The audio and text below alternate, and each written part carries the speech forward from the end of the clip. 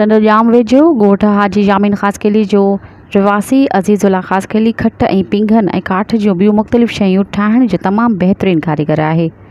वधीक तफ़सील ॾिसूं था लाल तुनियो जी हिन रिपोर्ट में।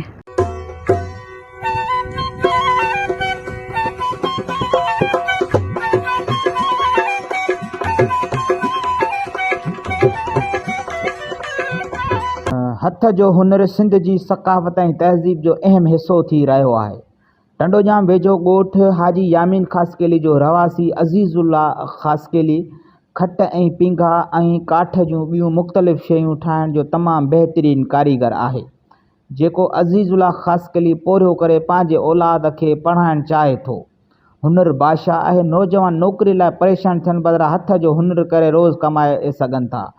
तमामु ॿारहाड़ी तोड़े घरनि में मुख़्तलिफ़ क़िस्म जा वाणियल खटूं तोड़े पिंगा घरनि में तोड़े ओताकनि में ख़ूबसूरत बणण लाइ माण्हू वॾे शौक़ सां उनखे ख़रीदार कंदा आहिनि, जंहिंमें तानी पेटीअ वारी खट तोड़े पिंगो तमामु घणो सिंध में मशहूरु आहे। यामीन ख़ासकेली टंडोजाम खां 1.5 किलोमीटर जे फ़ासिले ते आउं पंहिंजे ॻोठ में कमुकारु कंदो आहियां ऐं सिंधी सक़ाफ़ती शयूं जेके असुलु आहिनि असीं उहे ई ठाहियूं पिया। ॿिए कम में अंग्रेज़ी कम में असांजो हथु कोन्हे ऐं असीं उन ई कम खे हलायूं पिया जेको असीं पंहिंजे अबनि ॾाॾनि खां ॾिसंदा अचूं, उहो ई शयूं ठाहियूं पिया। अच्छा, हिन जेके पिंगा ऐं खटूं आहिनि तव्हां केतिरे टाइम खां ठाहियो था ऐं ॿियो हीअ कहिड़ी कहिड़ी डिज़ाइन तव्हां खटूं ऐं पिंगा ठाहींदा आहियो? भई डिज़ाइनूं हींअर त तक़रीबन असीं सुठियूं ठाहियूं पिया ऐं उमेदु आहे त असीं सिंध लेवल ते अञा वधीक डिज़ाइनूं ठाहींदासीं इंशाअल्लाह।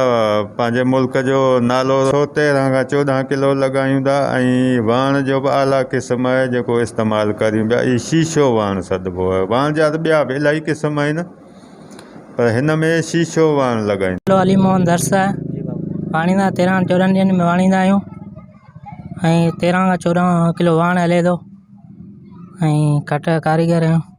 हर ज़ात अलॻि अलॻि कलर 10 खां 12 कलर हलाईंदा आहियूं। हुन चयो त गवर्नमेंट सिंध अहिड़ा हुनर सेंटर खोले नौजवान खे सिख ॾियण लाइ मुख़्तलिफ़ ॻोठनि तोड़े शहरनि में नंढा वॾा हुनर मर्कज़ खोलनि तीअं घणो बेरोज़गारनि जो ख़ात्मो आणे सघूं। कैमरामैन बहादुर अली गाॾाई सां गॾु लाल तुनियो, अवामी न्यूज़ टंडोजाम।